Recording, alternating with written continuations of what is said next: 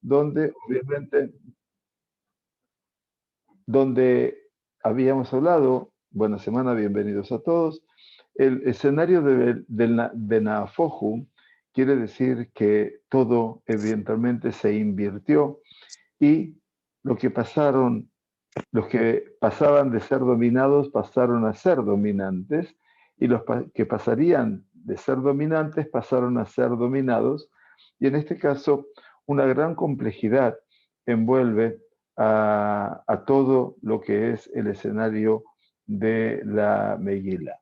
Nosotros entonces comenzamos a estudiar el capítulo 9, volvemos a compartir el comienzo y hasta aquí hemos llegado y vamos a avanzar en un aspecto del día de hoy, donde nos dice que en el mes duodécimo, que es el mes de Adar, el día 13 de Adar, cuando la orden del rey y su edicto estaban a punto de ejecutarse, todos recordamos que esa ley o ese edicto que había emanado del rey había sido sellado con el anillo del rey, no tenía vuelta.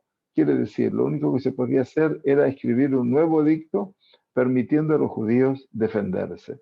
Y por lo tanto nos dice, en el día en que los enemigos de los judíos esperaban prevalecer sobre ellos, y aquí la Megilá nos regala este escenario central. Benafoju.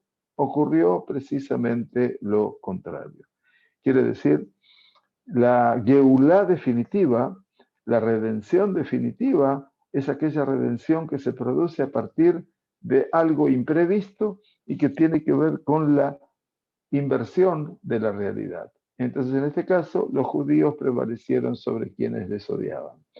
Y es entonces que la Megilá pasa a relatarnos que los Yehudim se reunieron, y esto es lo que vamos a tratar de ver ahora, Nikhalu a Yehudim Be'arehem, quiere decir, los judíos se reunieron, se congregaron, más que se reunieron, se congregaron en sus ciudades de todas las provincias del rey Ahasverosh, echaron mano a todos los que procuraban su daño y nadie pudo resistirlos.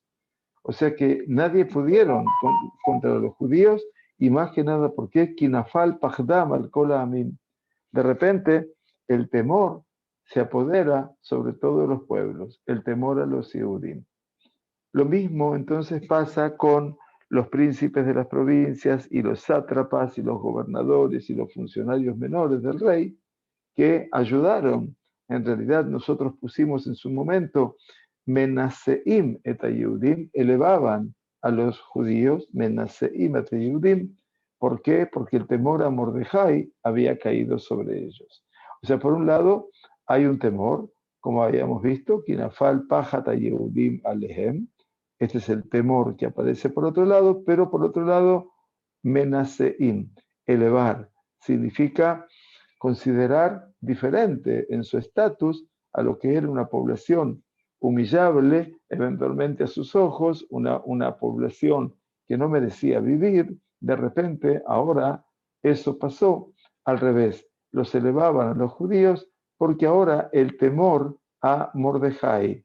Y Mordejai no es una figura que inspire miedo, pero no hay ninguna duda que el hecho de que Mordejai pudo confrontar contra todo el aparato de Amán, hace que a partir de ahora Mordejai sea temido. Y entonces este capítulo 9 nos regala un resumen de la realidad de Mordejai, Gadol Mordejai de Betamelech, por cuanto que Mordejai se había engrandecido en la casa del rey y su fama, Beshom'o, quiere decir lo que se escuchaba de él, no su fama en sí, sino su eco, el eco de su accionar, se extendía a todas las provincias y se hacía de día en día más poderoso. Hiaish Mordejai, Oleg Be Gadol. Cada tiempo se hace cada vez más grande.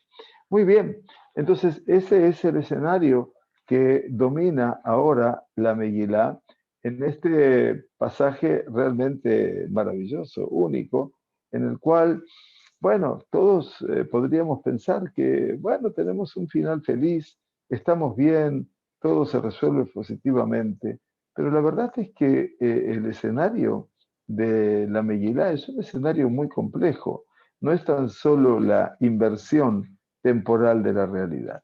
Veamos entonces este concepto que trabaja la Megilá y que nos importa mucho a nosotros. Los judíos, dice la Megilá, se congregaron. Vamos a utilizar también aquí la palabra congregaron, nos parece más importante desde el punto de vista lingüístico. Congregarse, se congregaron, porque acá aparece por primera vez en la Megilá el concepto de Kahal. Nos dicen los comentaristas y el Midrash, la Megilá describe aquí la conformación del pueblo judío a partir de los acontecimientos o en el transcurso de los acontecimientos de la Megilá. Estamos conformando ese cuerpo, conformando ese grupo.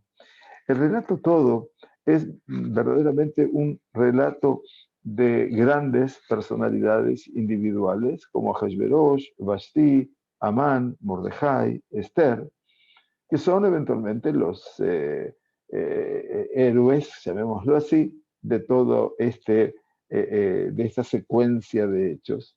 Pero no hablamos del grupo. El grupo no aparece.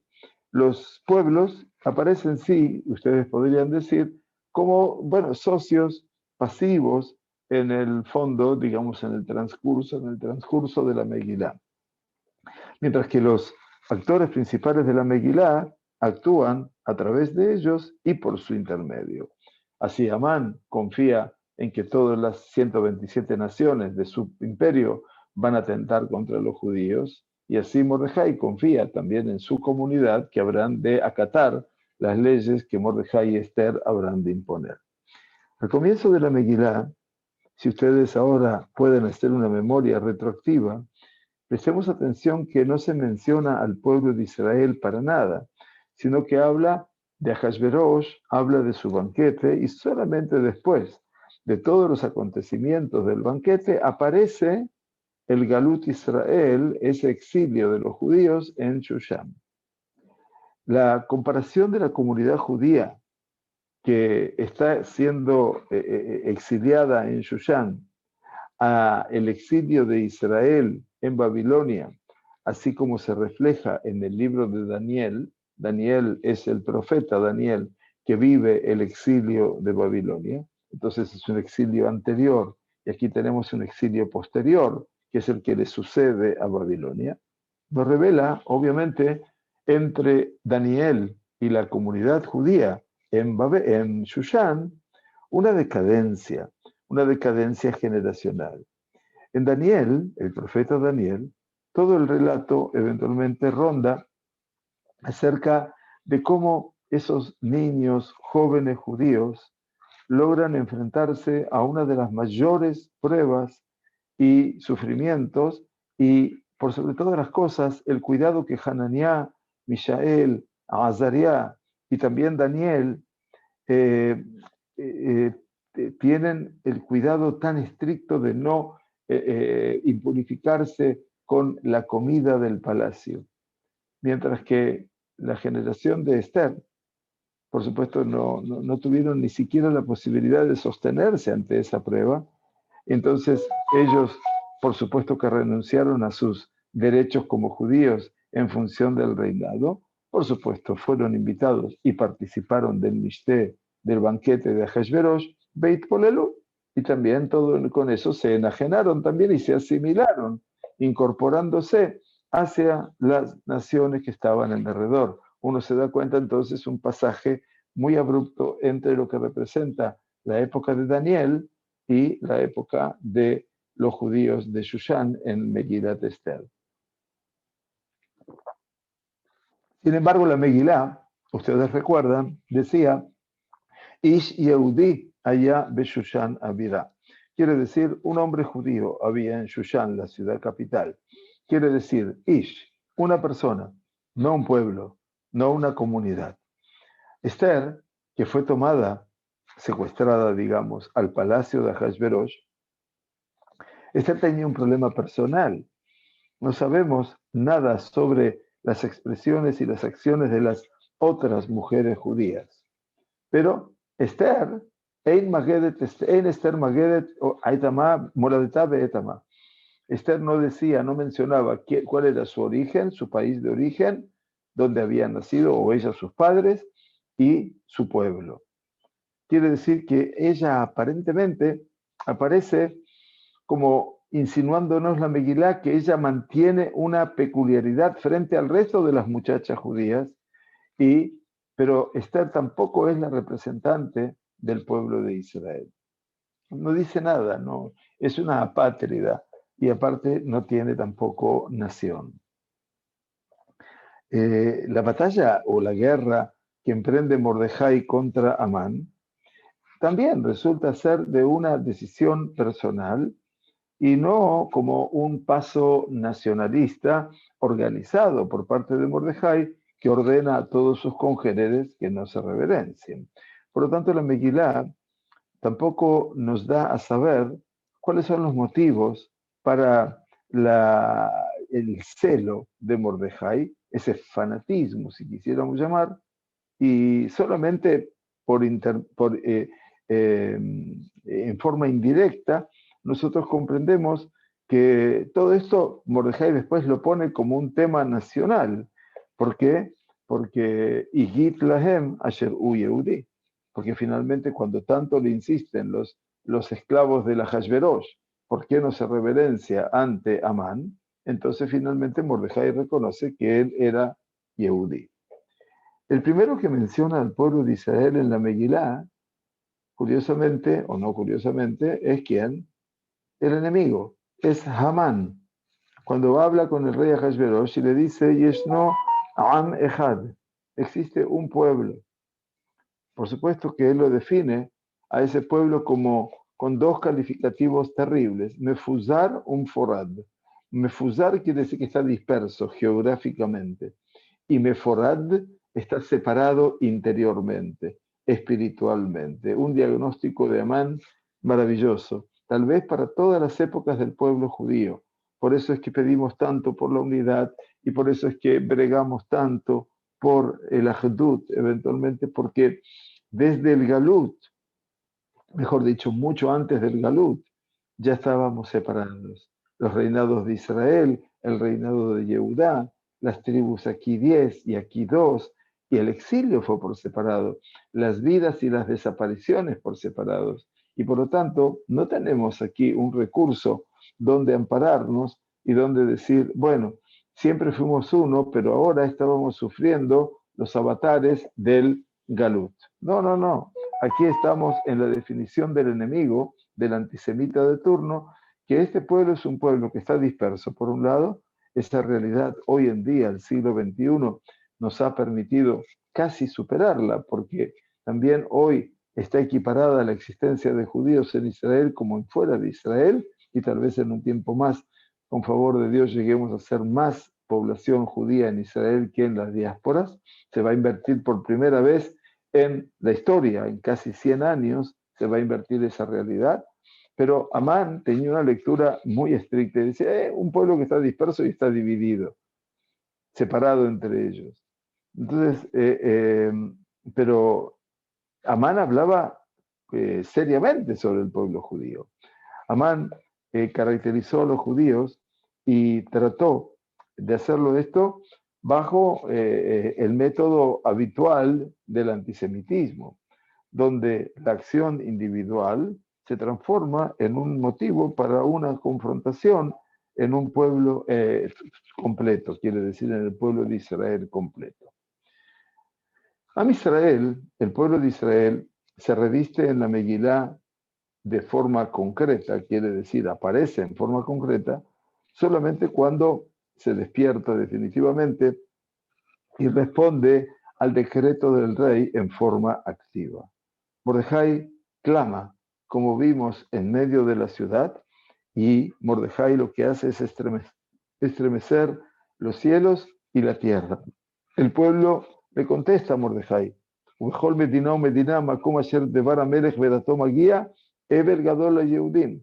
así vimos en el capítulo 3, que en cada país y país, en el lugar a donde llegaba el decreto del rey y su ley, un gran duelo para los Yehudim, ayunos y llantos y cantos de duelo y también ropa de duelo y cenizas se proponía para la mayor parte de la gente. Así dice el capítulo 4. Y entonces nos dimos cuenta que el pueblo de Israel se hace eco de la desgracia. En una primera etapa existe en el pueblo duelo y llanto. Algo así como que una reacción pasiva, llamémosla, porque en ese momento, en vez de rebelarse y en vez de salir a defenderse o salir en contra, hacer pancartas, manifestaciones, hacer todo tipo de rechazo público a la orden del rey, ¿no es cierto? Y no solamente un llanto y duelo. El llanto en sí mismo, como queja, como manifestación de dolor, tampoco estaba dirigido a una dirección específica. Pero del momento que entendió Esther que no va a poder ir al rey solo ella, entonces ella pide la sociedad de todos los judíos, que ellos sean sus partners y les concede ahora, Esther les ordena una meta positiva, que es leitfalel, rezar. Lech knos et kol hayehudim asher beshushan betzumu alai. Así le dijo Esther a Mordejai, ve ahora y reúne a todos los judíos que están en Shushan y que ayunen sobre mí, por mí. Muy bien. Quiere decir que acá cambió la historia. Y entonces ahora el pueblo de Israel, dijnos, reunir, el pueblo ahora pudo unirse, pudo consolidarse a partir de una desgracia y también a partir de lo que sería la salvación, no solamente la desgracia. En esta etapa se concentra toda la acción concreta en las manos de Mordejai y Esther solamente. Y el pueblo, obviamente, que están allí esperando, ven cómo Mordejai y Esther están actuando desde las oficinas del imperio, desde las ventanas elevadas, para poder cambiar, en las oficinas quiere decir delante del rey, para poder cambiar el decreto perverso de Amán. Solo al final de la Megilá, como estamos viendo ahora, se cambia este cuadro con la caída de Amán, con el ascenso de Mordejai, y donde nos va a decir la Megilá, la Yehudim, Aitá, Orá, Besimcha, Besazón, Bikat. Para los judíos hubo luz y alegría, regocijo y dignidad. Esto lo vamos a ver, lo vimos, mejor dicho, perdón, en el capítulo 8. Entonces, eso ha cambiado la historia. Y a partir de allí, hemos visto ahora en el capítulo 9, como muchos de los pueblos, ¿sí? En sus ciudades echaron mano, porque el temor de los judíos y todos los príncipes de las provincias de porque el temor de Mordejai había caído sobre ellos. Quiere decir, muchos del pueblo también, vamos a ver, se mitiahadim. Quiere decir que muchos entre aquí, los enemigos de los judíos, en el día que los enemigos empezaron a sonar, ocurrió el contrario, que los judíos prevalecieron. Y entonces aquí nos vamos a encontrar precisamente que en el momento que muchos de los enemigos de Israel se convertían al judaísmo, pero por temor, porque no querían ser muertos eventualmente. Y por último, nos dice la Megilá, en el día en que los enemigos, aquí, en el día en que los enemigos de los judíos esperaban prevalecer sobre ellos, ocurrió precisamente lo contrario, que los judíos prevalecieron sobre quienes les odiaban. Bueno, de aquí es cuando llegamos a los judíos se reunieron. Aquí llegamos a esa conjunción total. Ahora llegamos a esa unidad verdadera de todo el pueblo de Israel, esa unidad nacional, donde los judíos se congregan en sus ciudades, y la consecuencia es que nadie puede resistirlos a ellos. Nadie puede resistirlos a ellos porque el temor de ellos había caído sobre todos los pueblos. El pueblo de Israel ahora decide salir a una batalla organizada contra los enemigos, aquellos definidos enemigos del pueblo judío, en un solo día. ¿A partir de qué? De un dominio particular de su accionar y de una obediencia absoluta y de evitarse cualquier acción lateral. Ubavizá lo shalhu et yadam. Así nos va a decir el capítulo 9, unos versículos más adelante, cuando nos dice, los mataron, pero en el botín no pusieron la mano. Quiere decir, no tocaron nada del botín. Por lo tanto, vemos aquí en la Megilá que la confrontación, el enfrentamiento de los individuos, aun cuando fue un enfrentamiento muy duro, muy recio, son acontecimientos y no pasan de allí.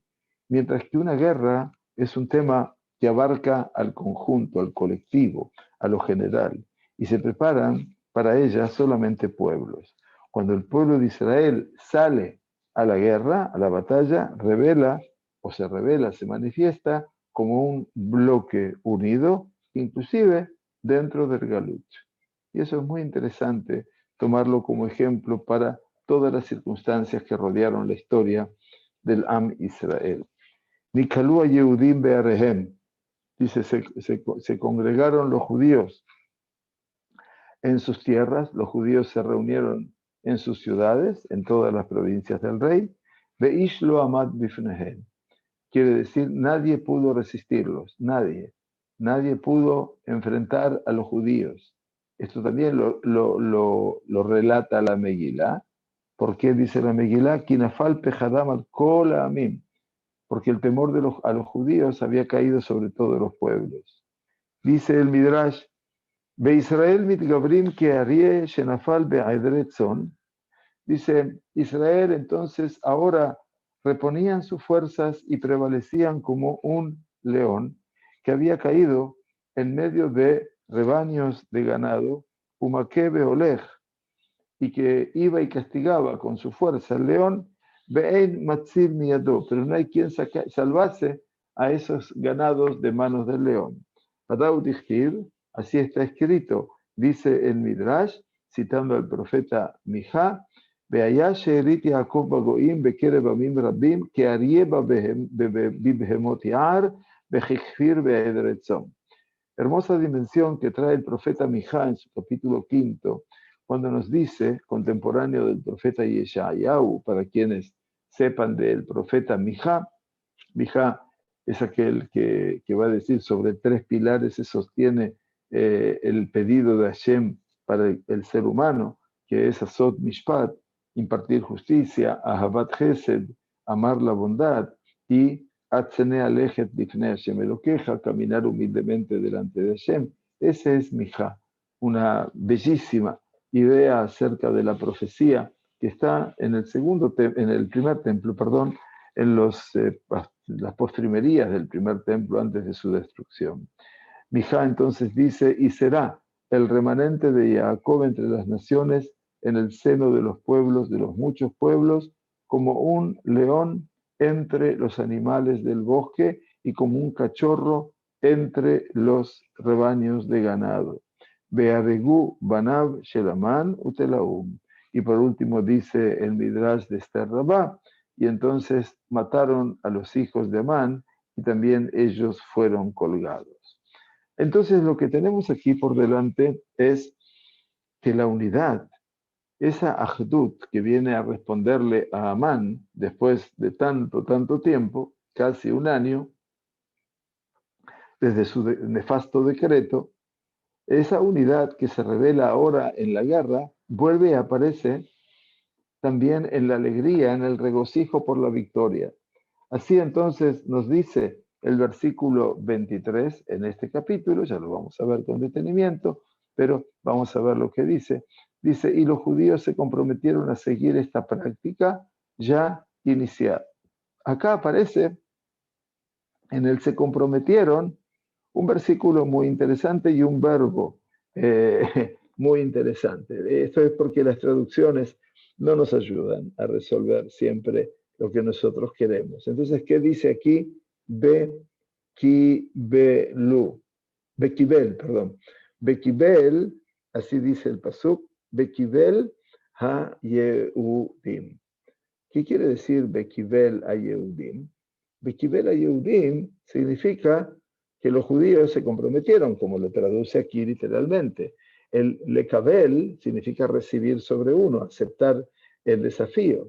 Por eso dice que los judíos se comprometieron. Los que traducen desde el punto de vista de la lógica de la sintaxis. Pero la Megilá no habla de lógica sintáctica, sino que habla de la lógica de los hechos. Bekibel ha-Yehudim. ¿Qué significa Bekibel? Recibió ha-Yehudim, los judíos. Entonces aquí tienen ustedes que Bekibel es la Shon Yahid. Quiere decir un lenguaje que habla de unidad, es como uno solo que lo recibió, mientras que más adelante, en el versículo 27, sí va a decir, los judíos decidieron ellos, su simiente y todos los que se unieran, continuasen observando escrupulosamente estos 2 días. Quiere decir, Kiemu bekibelu a Yehudim. Aquí sí aparece en plural. Aquí sí aparece Kiemu bekibelu a Yehudim. Aquí aparece el grupo, el colectivo. Entonces, el pueblo recordó también ahora manifestar verdaderamente su alegría en forma social, nacional, y cómo lo hicieron. Y estos días, obviamente, nos dice que lo hicieron como Mishloach Manot, Ishle Re'eu, Umatanot, la Evionim. Quiere decir, en este día, ¿cómo lo vivieron? Por medio de los judíos, hacían ciudades enamoradas, cada día bueno y de enviar regalos, Mishloach Manot, Ishle Re'eu. Así vivieron la alegría. Ahora la hacen, obviamente, compartida, dando regalos también a los pobres. Y por lo tanto, esta alegría es la que verdaderamente invade al pueblo de Israel y transforma toda su realidad. Mordejai y Esther entonces dejan de actuar en forma individual y ahora, obviamente, hacen o dependen de su accionar de lo que haga la comunidad, el público. Y por lo tanto, la determinación del día festivo por medio de Mordejai ya depende no solamente de la decisión de Mordejai o de Esther, sino que todo el mundo acepte esa realidad. De Kibel a Yehudim. Recibió en unidad los judíos. Y por otro lado, Kiemu be Kibelu, también ellos aceptaron y lo tuvieron. Entonces, la pregunta que hace Rabariel en este caso, ¿acaso es correcto deducir que el decreto es el decreto negativo, ¿no? De Amán es lo que construyó al pueblo de Israel? ¿Acaso la Megilá está viendo que el desarrollo del pueblo responde solamente a una reacción al odio de las naciones, como si el antisemitismo es el antisemitismo es el que conforma la identidad judía? Entonces, eventualmente, es muy interesante cómo funciona esto, mientras que los contenidos positivos, la profecía, no lograron eventualmente despertar al pueblo de Israel hacia el arrepentimiento sincero, hacia un arrepentimiento elevado y, por supuesto, de larga acción, porque en última instancia Am Israel hubiera vuelto inmediatamente a su tierra, cosa que no pasó. La versión de la Gemara es, la Gemara de Megilá es muy dura. La versión de los sabios de la Gemara es Gedolá Azarat Tavat Yoter Mimasha Niveu Arbaim Shmone Neviim Besheva Neviot. Lo que dice la Gemara de Megilá en la hoja 14, si no me equivoco, es grande es el haberse sacado el anillo de un dedo, el rey, más que todas las profecías que profetizaron 48 profetas y 7 profetisas. ¿Qué tiene que ver con esto? Dice que los profetas hablaron, profetizaron, dijeron, anunciaron, amonestaron, previnieron, y así todo Am Israel no pudo corregir ni uno de sus aspectos esenciales en su cotidiano vivir. Sin embargo, cuando el rey Ahasverosh se sacó su anillo de sello para dárselo a Amán, y Amán firma los decretos con el sello real, dice, ese momento es el que hizo volver a todo el pueblo judío en Teshuvá. Increíble, ¿no? Más que todos los profetas, más que los profetas y las profetisas. Por lo tanto, el Rab Ariel que hizo la pregunta, él responde, probablemente haya algo de cierto en todo eso. A Israel, obviamente, el pueblo de Israel le cuesta mucho congregarse en horas regulares, comunes, y tiende, por supuesto, a las mahlokot, tiende a las discusiones, que son discusiones vanas e innecesarias, como la de Korah, como la de la generación del desierto. Pero obviamente el pueblo de Israel también esgrime una posibilidad de salir verdaderamente, excepcionalmente, de la responsabilidad y de la garantía o de la reciprocidad, de garantía recíproca en momentos de crisis. O sea que también eso es una particularidad del pueblo judío. El odio a los judíos y los decretos siempre lo estremecieron, siempre comprometieron su camino y su lugar, y por supuesto fue Ledajaf, eso fue un impulso para despertar. Pero tampoco, dice el Rab Ariel, estoy hablando de él ahora, no deberíamos exagerar. Este impulso puede actuar o puede movilizar a un pueblo solamente de forma externa, de forma exterior, y de no haber sido por el sello que imprimió la profecía en la profunda dimensión del corazón del pueblo, el pueblo de Israel no habría podido enfrentarse en ningún examen, ninguna prueba a lo largo de la historia, poder unirse en derredor de sus valores primeros, poder congregarse y poder realmente confrontarse con una realidad histórica tan difícil y compleja. También esto yo creo que vale la pena pensarlo. Nuestros jajamín eventualmente se detuvieron también sobre las dificultades interiores que impidieron la manifestación de esa unidad de Israel. Aparentemente ellos sostienen que dentro del pueblo de Israel existió una discusión muy fervorosa acerca de los motivos que llevaron para el decreto de Amán, y obviamente estas discusiones por parte de los sabios echaron culpas eventualmente recíprocas acerca de quién es responsable de la desgracia. Le preguntaron, dice la Mequilá, Sha'alu Talmidav Shel Rabbi Shimon Bar Yochai.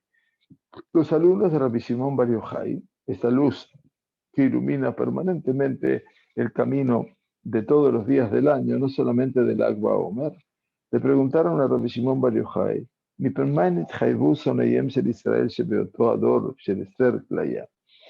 Le preguntaron los alumnos en realidad por qué merecieron, y ellos hablan en un lenguaje elevado, en este caso deberían haber dicho por qué merecieron los judíos de aquella generación exterminio, pero para no despertar el rigor en el cielo, entonces la Gemara dice por qué los enemigos de Israel merecieron el castigo en esa generación.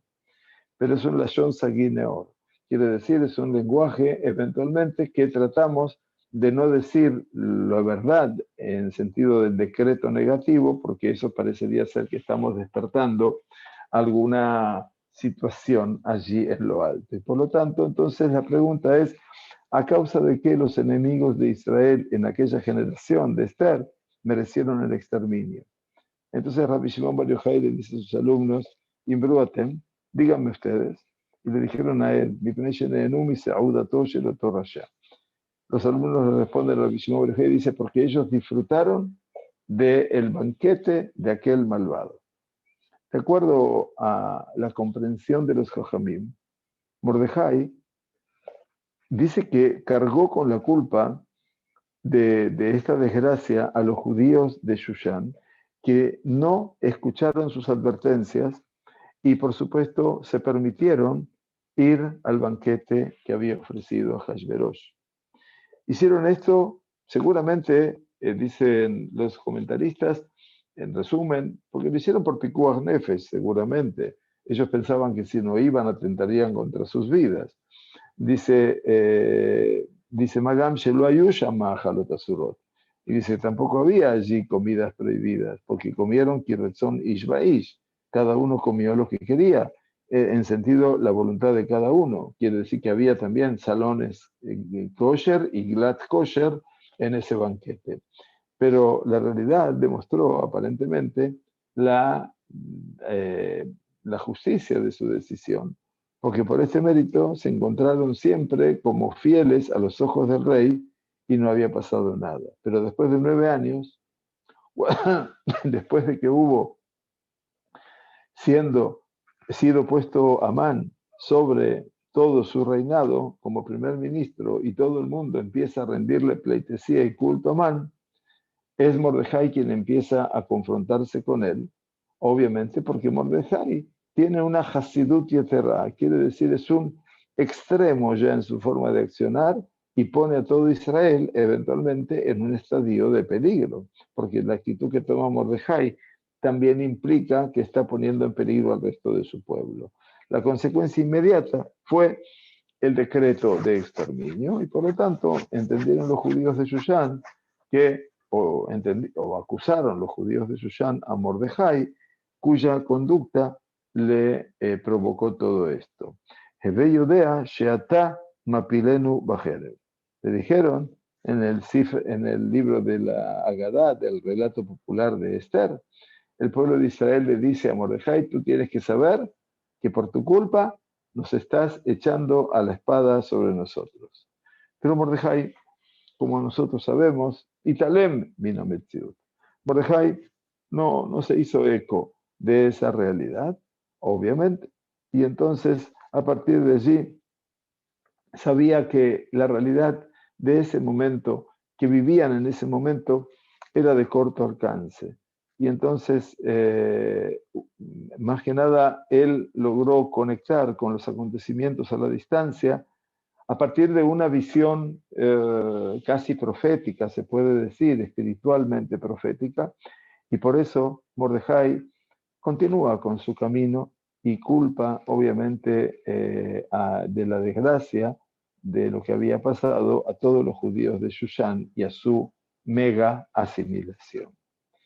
En un tiempo de desgracias, de angustias, cuando acontecen sobre el pueblo de Israel, cuando prevalecen sobre el pueblo judío, como pasaron en los países del este europeo, lamentablemente, Gezerat Hashmada, quiere decir decretos de exterminio.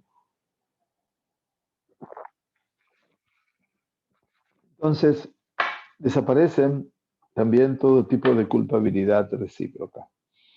Aquí ya no hay alternativas. Ni Mordejai carga las tintas sobre unos, y ni la aprobación de Shushan carga las tintas sobre Mordejai. Es como que hay un manto ahora de solidaridad, felizmente, y la población de Shushan se somete a la autoridad de Mordejai, a pesar de que nunca entendieron a fondo cuál era la percepción de Mordejai con respecto a Amán. Nosotros, cuando leemos la Megilá y la leemos de una sola vez, quiere decir un solo recorrido, sabemos a la primera lectura que Mordejai tenía razón, pero la predisposición de los judíos de recibir esta posición extrema de Mordejai dice que aparentemente que el decreto de Amán no es un problema nacional, sino un castigo divino. El hecho de que ellos se puedan reunir y congregar en derredor de Mordejai y dirigirse en tefilá al Shamayim es en sí mismo un aspecto milagroso. Eso es lo que nos explica el Rab Ariel.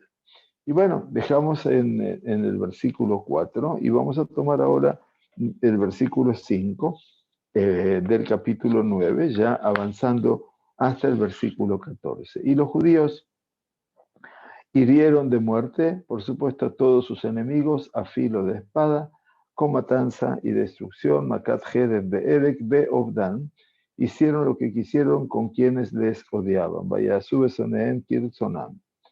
Muy bien, entonces dice, Ubeshushan Avirá Argua Yehudim Beabed. En Shushan, la capital, los judíos mataron y exterminaron a 500 hombres. Y aquí aparece el listado de los hijos de Amán. Y a Parshandata, y a Dalfón, y a Aspatá, y a Poratá, y a Adalia, y a Aridata, y a Parmashtá, y a Arisai, y a Aridai, y a Baizata. Todos estos son eventualmente los 10 hijos de Amán. ¿Sí? O sea que todos ellos merecen y reciben su merecido castigo aquí en Shushan. Bet Baizata.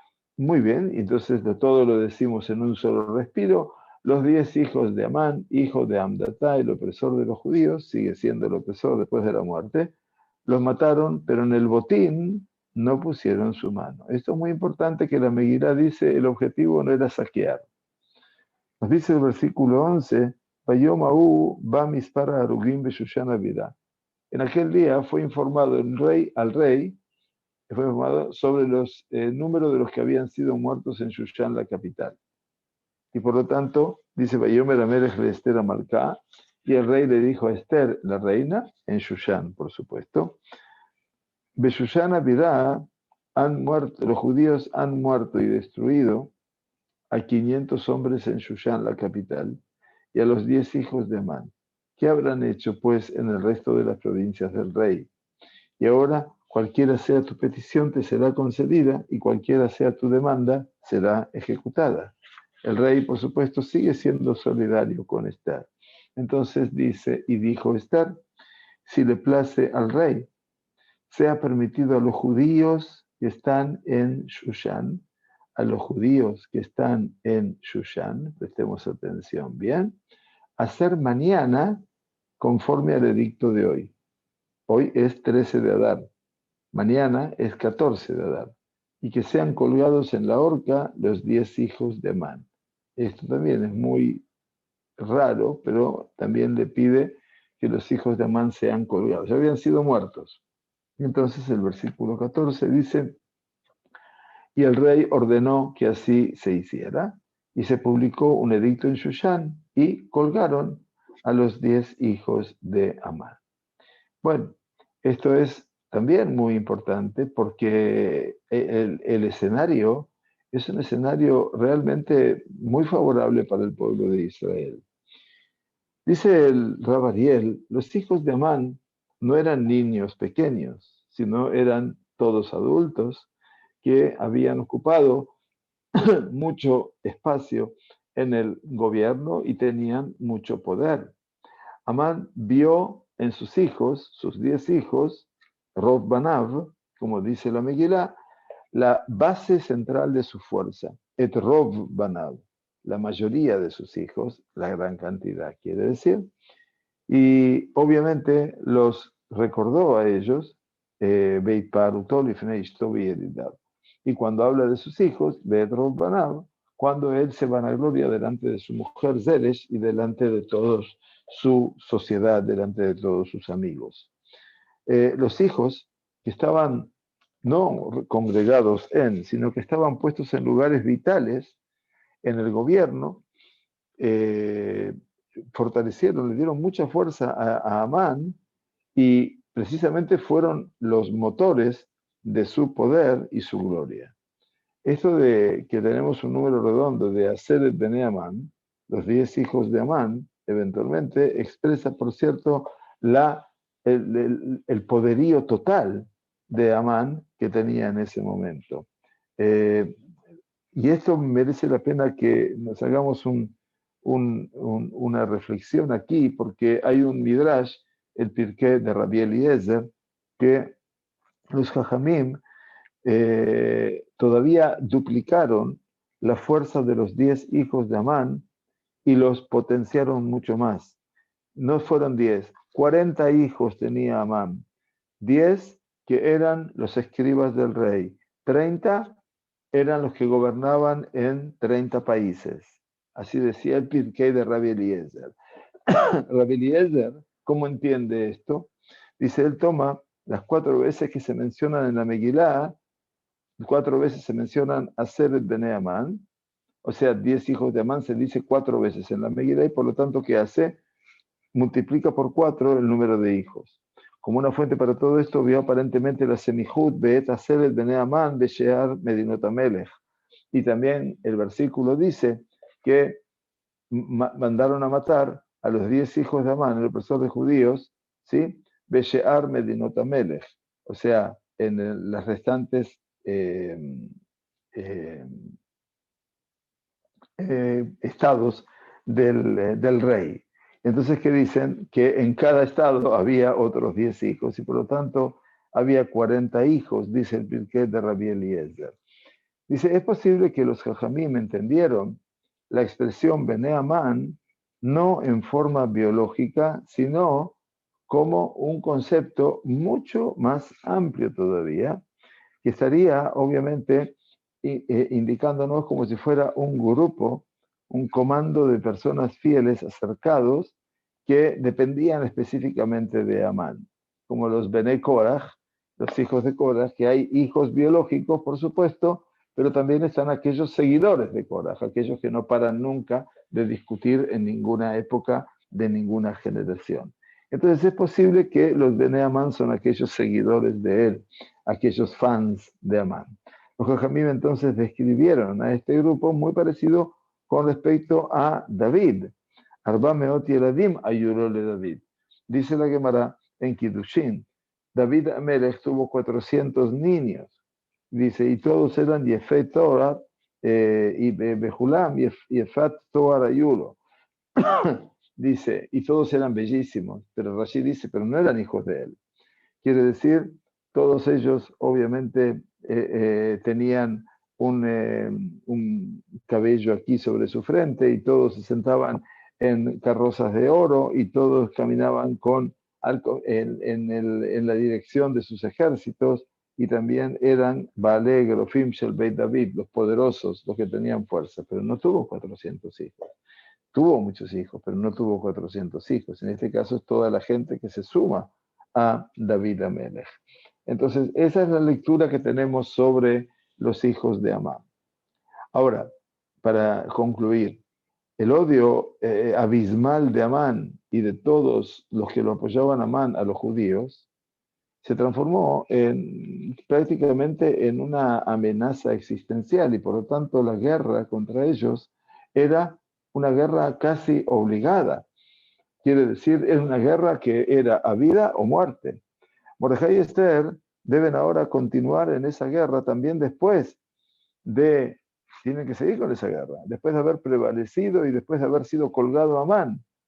Y por lo tanto, ni Mordejai ni Esther se quedaron tranquilos con esa realidad hasta que llegaron a poder tomar las riendas verdaderas y la ajraá absoluta, quiere decir la definición absoluta, cuando pudieron también exterminar a los 10 hijos de Amán, porque con eso terminaba todo el poder y toda la legitimación del imperio en ese momento. Lo que quieren explicar los comentaristas, dice, esto no era un acto de venganza solamente, y fue una necesidad de ese momento. Había que terminar, había que erradicar ese odio antisemita en forma absoluta, dice el Rab Igal Ariel. Los Jajamim entonces relacionaron a los hijos muy profundo en esa discusión, y ya eso obviamente lo vamos a ir estudiando en el próximo escenario que nos va a ir acompañando hasta cerrar. Todavía nos quedan en principio 3 encuentros más con Megilat Esther y vamos a tratar de ir cobrando la memoria de este tiempo. Vamos a hablar entonces a partir de aquí que cómo los Jajamim relacionaron a los hijos mucho más profundamente de lo que nosotros pensamos eventualmente en esta confrontación de Amán.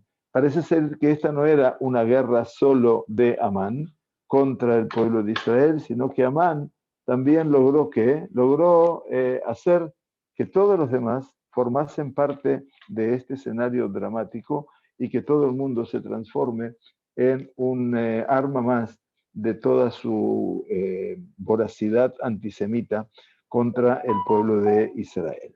Bueno, esto es todo por este momento. Les queremos agradecer a todos los que se han sumado a nuestro estudio de Megilat Esther. Hoy no habrá ya clases porque hemos concluido los 8 prakim y tenemos una boda, por supuesto, tengo que hacer una boda, mejor dicho también, y una boda del hijo de unos amigos muy queridos. Así que ahora, antes de la puesta del sol, vamos a hacer ese casamiento, si Dios quiere.